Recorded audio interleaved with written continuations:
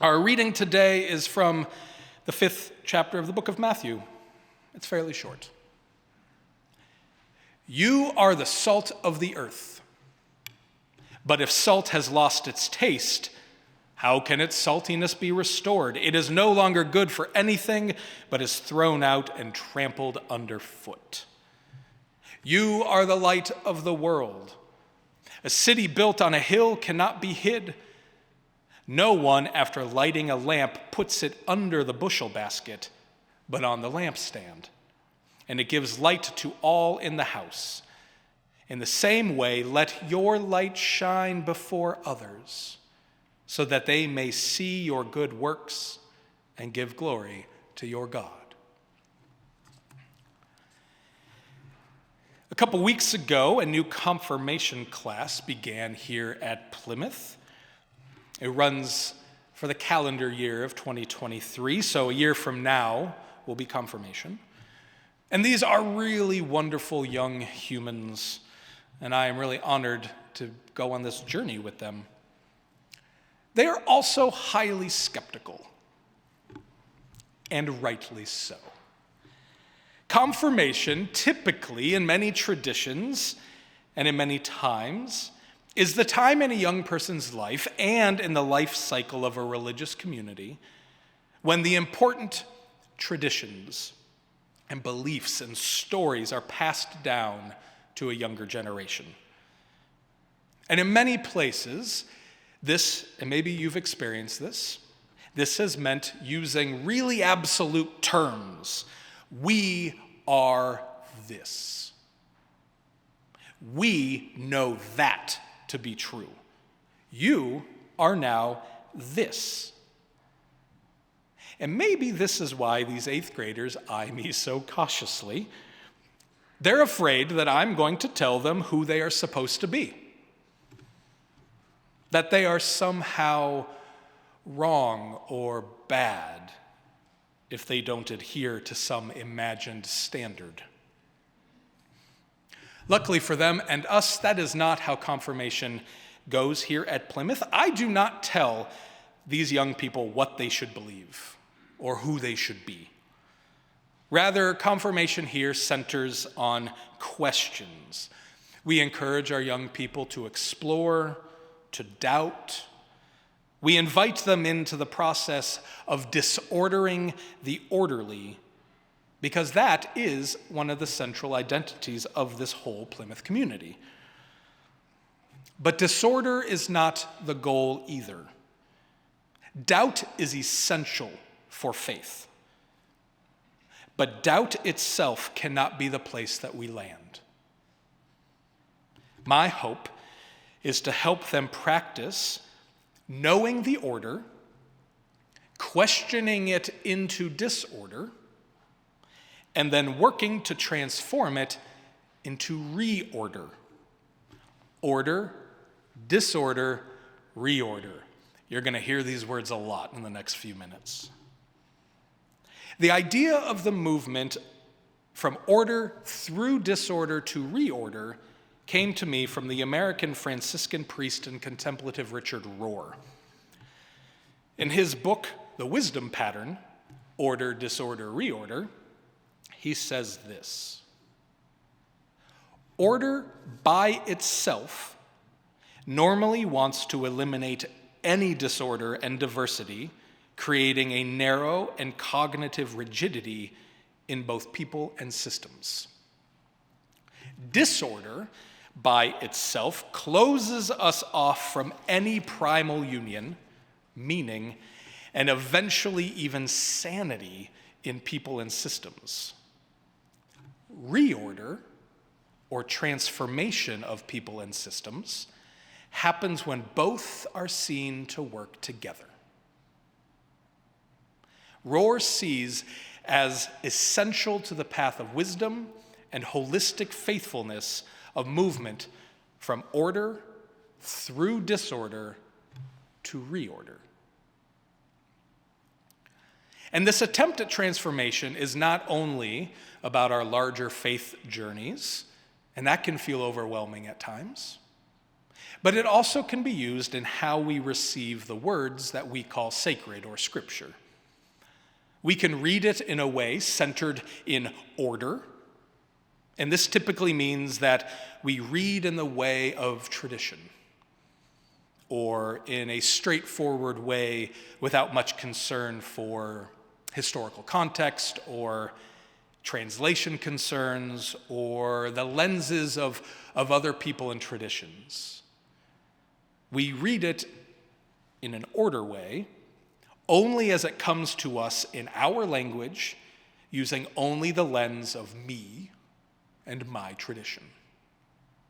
So, for the reading that we had earlier, from a reading of order, this passage today from the 5th chapter of Matthew is lovely and fairly straightforward, which is not always the case. It immediately follows the Sermon on the Mount. You might remember, blessed are those who mourn, blessed are the meek, so forth. And this can be read as talking to each of us individually, exhorting us to continue our path of good discipleship. Good Jesus followers never lose their saltiness. They never hide their light. They are like a city on a hill, always seen from a great distance. Good Christians let their light shine before others so that they may see your good works and give glory to your God.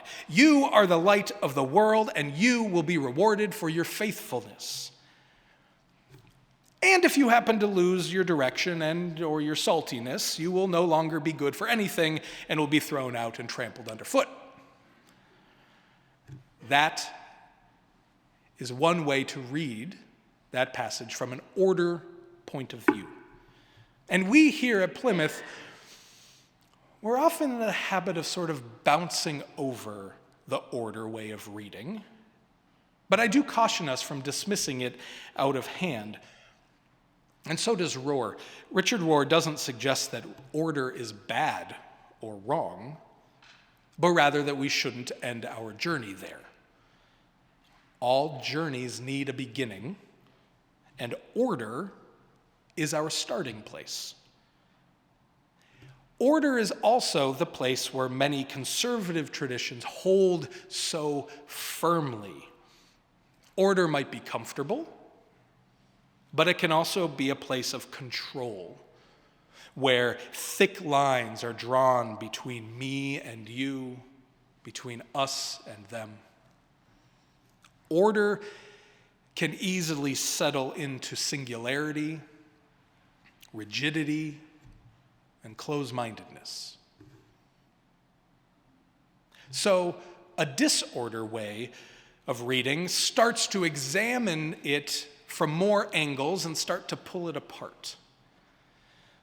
And this is where we give ourselves permission to question anything.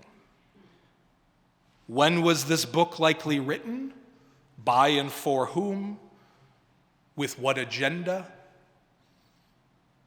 What did the words likely mean in their original language, and how have different translations in different languages tilted the original meaning? For example, the Greek that we typically translate as salt of the earth can also be said as the earth's salt.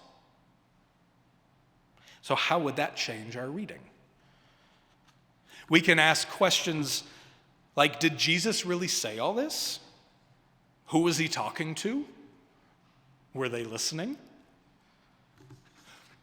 Who was this Jesus person, and what were his intentions, his agendas, his goals?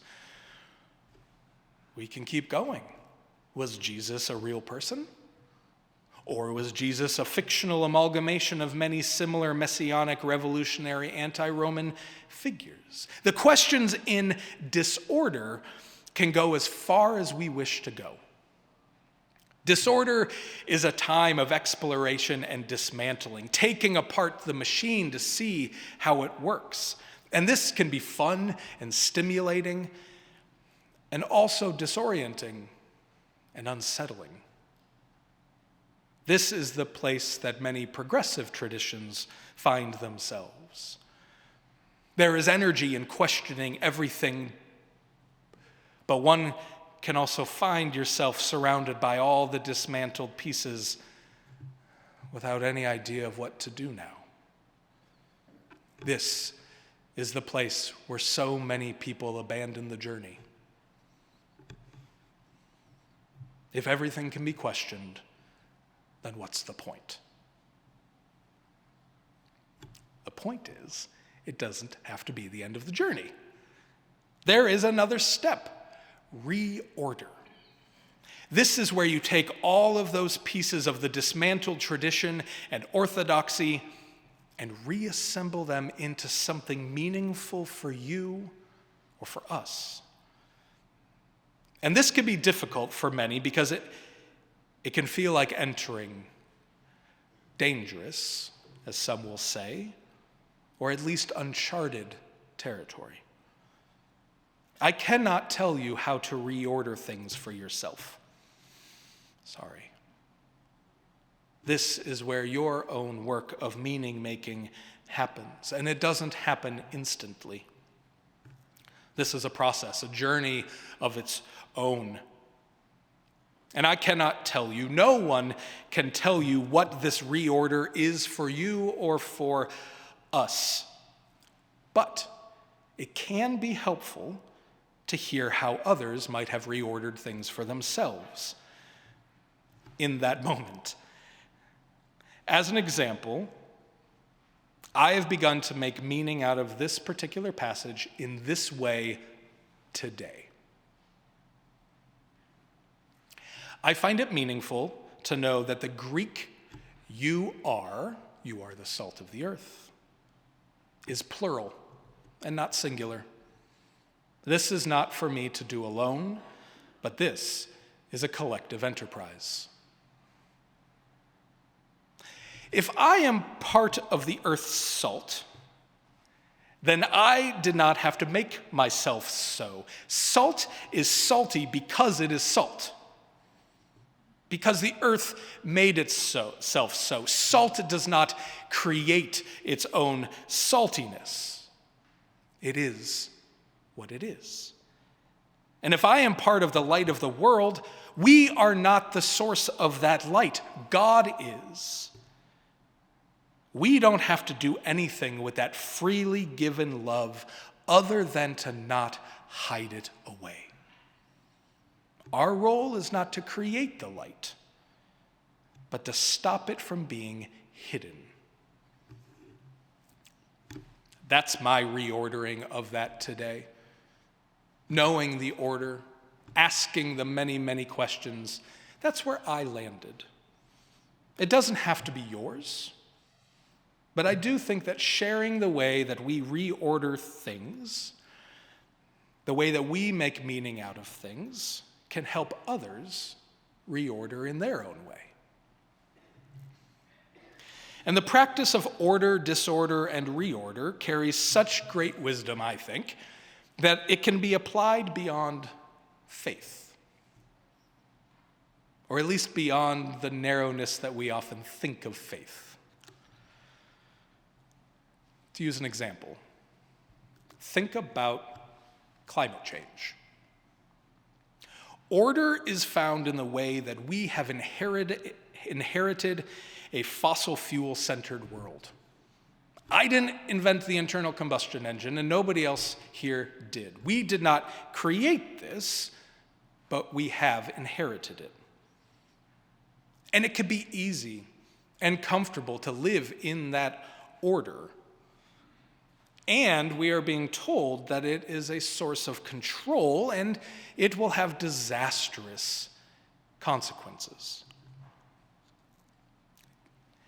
Disorder is where a lot of our climate anxiety shows up. We begin to pull apart the order, and then there are few easy answers. But we can start to see how the engine has been put together, and then reorder is what we do about it. How do you respond? What do you do? Dismantling toxic systems is necessary. But if we do not rebuild, we just find ourselves lost among all the pieces. Reorder is how we can participate in the building of a new system that works for the mutual benefit of all. It is also incredibly important on this first Sunday of February to remember how our own transformation is possible. Reorder is transformation. Black History Month especially reminds us of the tragic consequences of the order system of white supremacy. None of us here invented that system, but we have all been inheritors of its violence. In order to begin to help remove that stranglehold on our society, we tend to spend a lot of time pulling it apart, reading and listening and watching and hearing stories and all the ways that it gets dismantled. And this is essential work, as the only way to move from order to reorder is through disorder. And I have often heard from members of this particular community that this work of disorder lands on them as guilt. So I propose that to work towards reorder is a way to use those feelings of guilt and helplessness and anger and sadness and rebuild. How you reorder is up to you. How we reorder is up to us. It won't happen overnight, but transformation is not only possible, it is our hope. So, where do you see the movement of order, disorder, and reorder playing out in your life? How about in the life of this community? Where do you cling to order because it is comfortable? Where do you sit in disorder and feel its exhilaration and its unsettledness? Where have you begun to reorder something and feel a transformation occurring? May we continue this journey, this adventure together, and be a model for our 8th graders as they approach this work, probably intentionally for the first time in their lives. And let us let those 8th graders be models to us. It is unfair that they do this alone. May they be models for us as they do this work individually and together. For there is no wrong time in our life to find transformation. May it be so.